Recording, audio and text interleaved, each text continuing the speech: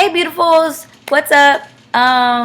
So I've been asked to do the curly hair tag, and not the curly hair tag, I'm tripping. The mixed girl tag. I don't know why I said curly hair, whatever. But yeah, so I've actually been wanting to do this tag for a while. I actually recorded it already, but it was so long and drawn out, and like I didn't really like it, so I decided to do it again, and hopefully it's not as like long this time. So yeah, so I'm gonna go ahead and get started because I know I'm gonna be talking a lot.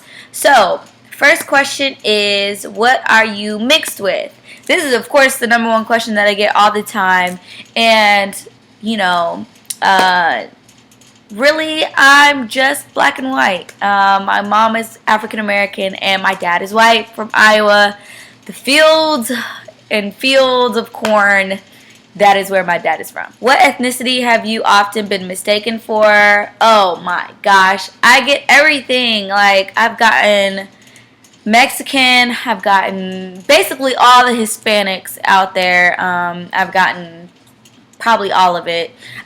Indian, Arabic, because a lot of people see my tattoo and they think I'm Arabic, or like Moroccan or something. And no, I'm not. Sorry. I wish I was something exotic, but I'm really not. Yeah, those are like the main ones. I always get, but the number one, somebody always thinks I'm Hispanic. Like when I lived in San Antonio, people used to just start speaking Spanish to me, and I was just like, all right, well, don't know what you said, but yeah. Is your hair curly or straight? Well, clearly my hair is straight right now, but as you guys know, of course, my hair is naturally curly. Was coming from different backgrounds challenging growing up? Honestly, yeah. It was hard for me because I did have a lot of issues with like self-identity and finding myself, and trying to relate to one or the other. In my head as a child, I always thought it was like either or versus you can be both kind of thing. And so I did struggle with, like I said, self-identity and like really knowing how to behave and what was okay for me. Being biracial, I didn't know. I would always have these like conversations in my head like, oh, it's time to act white now. Oh, it's time to act black now. Like I really had a weird mindset of like what it meant to be biracial, to be black, to be white.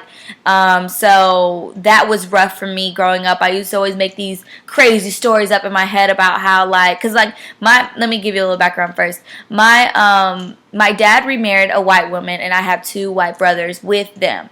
And so when my sister and I would walk around, this is like my middle school days and a little younger, people would always stare at us, let alone me and my sister look exactly alike. And so we get stared at because we're twins.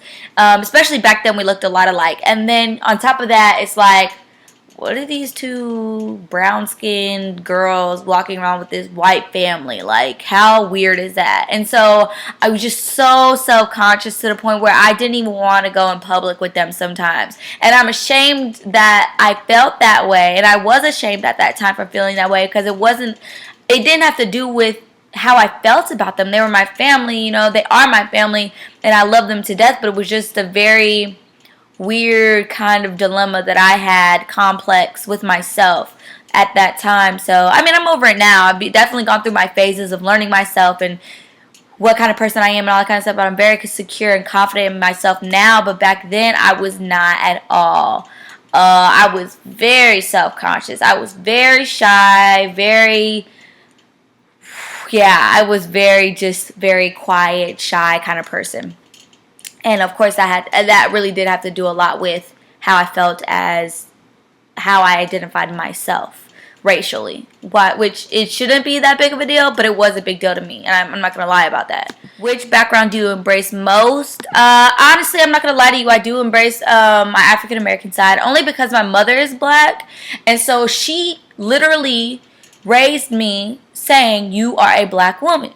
And so I've always identified with that, and because at the end of the day, no one's going to confuse me for a white girl. I'm clearly not only white. And so even though some people like to debate whether it's a color thing anymore and all that kind of stuff, but people do prejudge, and especially down here in the South region of the United States, it is more traditional, old school. So a lot of people do have those old ideas of other races and things like that. It may not be so out now, but people do still have those feelings, and you can get vibes from people. So, and it's always something that's forefront of my mind, because that's a reality that I have to deal with. That like I'm not just white.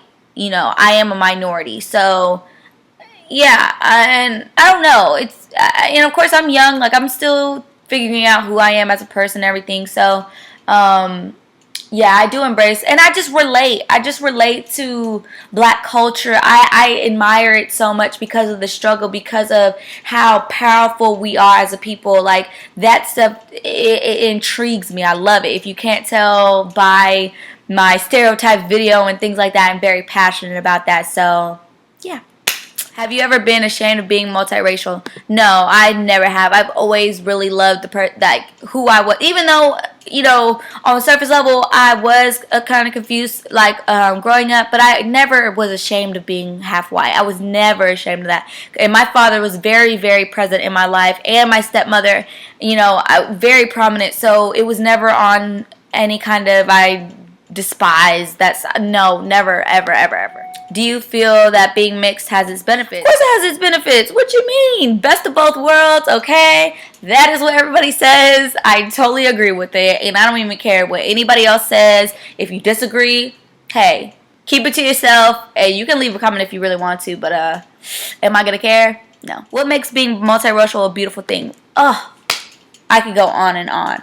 Honestly, you get to embrace different cultures. Like, you have the opportunity to really say, this is me and this is me. Like, two cultures. Like, say, I mean, it's kind of different because I'm only half white and half black. So, like, it's kind of like the black culture is something very, very different. Well, not very different, but I don't know how to explain that. But, like, say, like, let me rephrase. So, if I was like Dominican and African, like those are two very different cultures.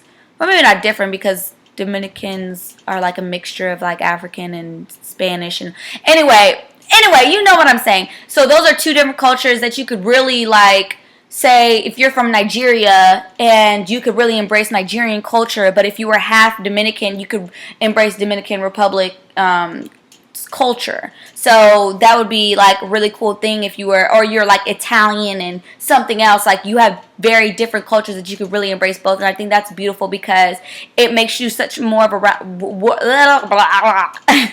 well-rounded person. Yes, that is what I'm trying to say. So I think it's an awesome thing. Biracial, multiracial, all that. Yes, yes, yes. Have mixed babies. I'm promoting have mixed babies. And lastly, any advice to someone who struggles with their multiracial identity?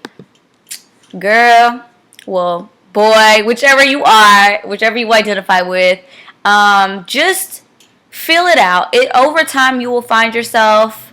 I went through it. Like I said, I had a really rough time growing up, middle school ages, and even somewhat through high school. I was kind of going through different phases. Like, for a little while, I was real, like, urban hip-hop, like, real into all that, like, my freshman and sophomore year in high school, and then, like, my junior year and senior year, well, junior year especially, I was, like, real, like, into, like, Abercrombie and Hollister and all those, and then rock music. I was listening to rock, and it was just, like, drastic change because I was really trying to figure out who I was.